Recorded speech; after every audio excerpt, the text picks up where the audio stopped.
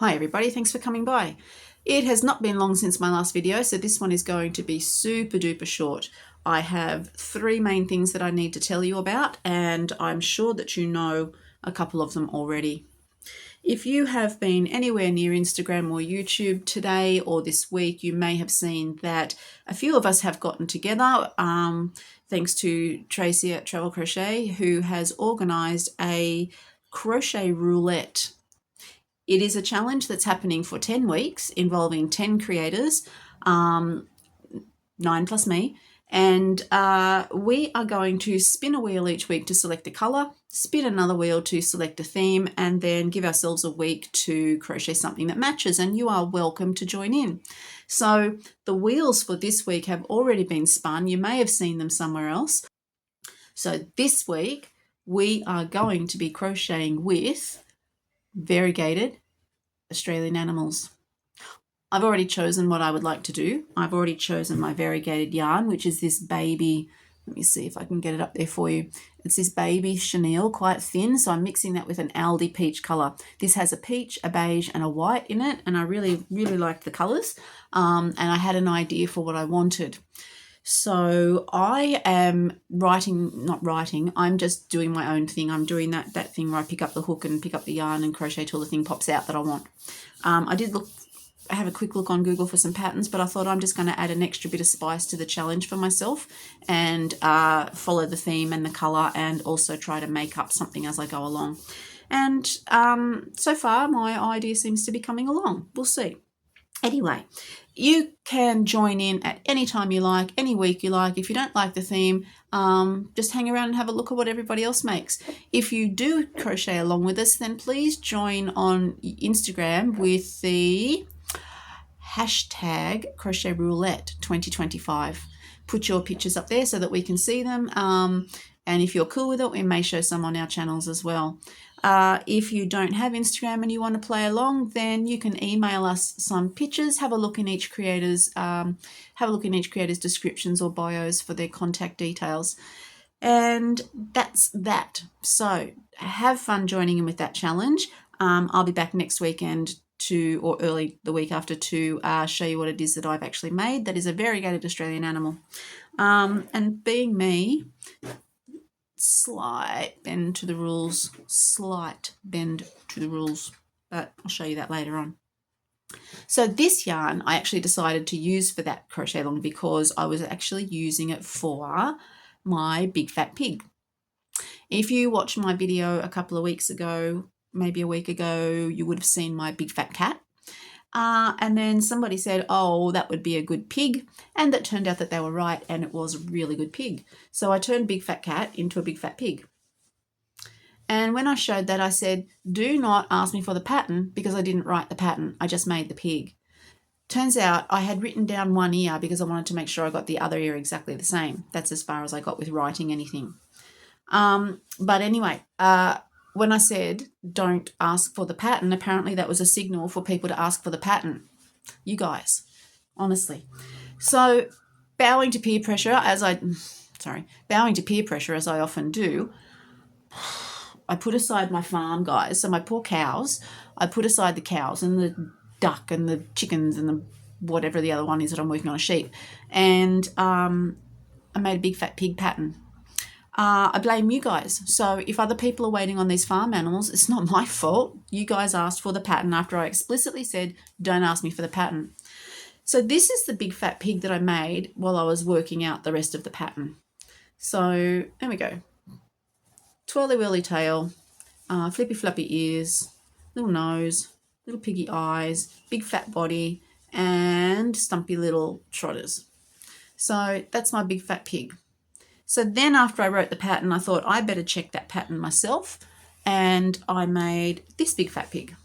Now this big fat pig is made using the variegated yarn that I just showed you, plus Aldi apricot mixed up together, because we know I love to mix my yarns because it makes things bigger and faster.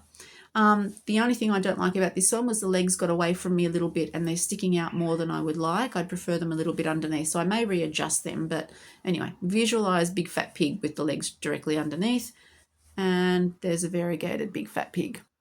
So I have written the Big Fat Pig pattern. I have tested the Big Fat Pig pattern, and now the Big Fat Pig pattern is coming out to you. If you are interested in testing Big Fat Pig, keep an eye out on Instagram. The pattern is ready to go. Not like the farm animals that I keep threatening. The pattern is absolutely ready to go.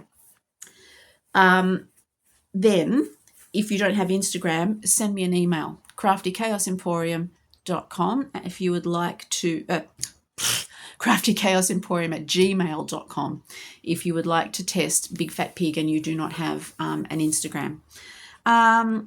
So yeah, that will be coming out as soon as I get around to taking pictures of these pigs, because I've got the whole pattern ready with the photos in it, but I went to go outside and take a picture of these and it's raining again. So somewhere in this dark and dingy hole, I'm going to have to try and take a photo of my Big Fat Pigs to make a title page just for the pattern test.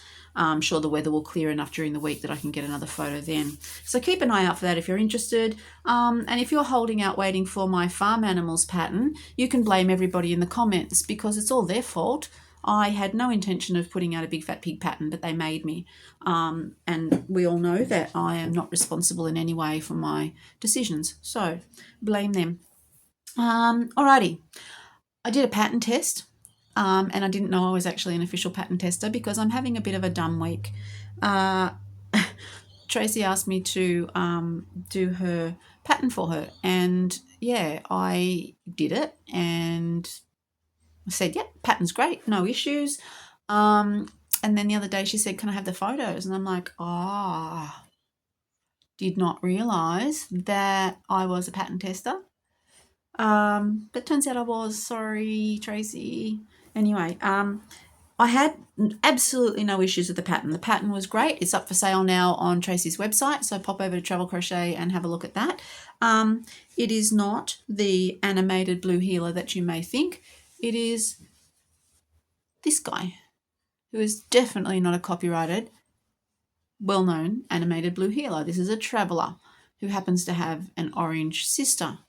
So if you are interested in this fabulous pattern, look at these toe beans. Like seriously, look at those. And little nose. Honestly, this pattern was good. The thing that I had an issue with, and I didn't want to give Tracy photos because my crochet twists a little bit, and so I had some difficulties getting the eyes in the right place. Not the pattern's issue, my issue, because I crochet in a very wonkulated way. The other thing that having put this aside for like a week and then going back to it, it's not the issue that I thought it was to start with. I still get all these little, I call them colour crumbs. I still get all these little colour crumbs around the edge where you change colours, and I don't like them. I usually go over and embroider them, and I hadn't gotten that done when Tracy wanted the photos, and I just couldn't get my act together in time to get those to her. So there is my not ABC Australia animated blue heeler. This is a completely different blue heeler known as a traveller with an orange sister. Pattern currently available through Tracy. Pop over there and check that one out. The pattern was really, really good, and I repeat, check out the beans. Yeah, you want to crochet those. Going up here. Great little pattern. And just in case you haven't got it and you feel like you need it, while you're there, you might have a look at Leonard the Lobster. Also courtesy of Travel Crochet. Fabulous pattern, that one, especially the way they get the arms done, and I love how you do these little ridges on the tail too. That was a little bit of fun. I haven't had a market since I made that, so I haven't been able to see how it will go, but I think I might just do a little bit more embroidery to cover up the crumbs on not Bluey, and then I'll get him out to markets too. And so I think that's it. That is absolutely all I had to share with you this week was Bluey pattern test that I stuffed up because I'm so dumb. Big Fat Pig pattern test coming soon to an Instagram near you. And Crochet Roulette 2025, which is up and running for the next 10 weeks, and you are welcome to join in at any time. That's it, and I will see you all in about a week. Stay warm and dry if you are down here. Stay cool if you are hemispherically divergent. Have a fabulous week. Catch you next time.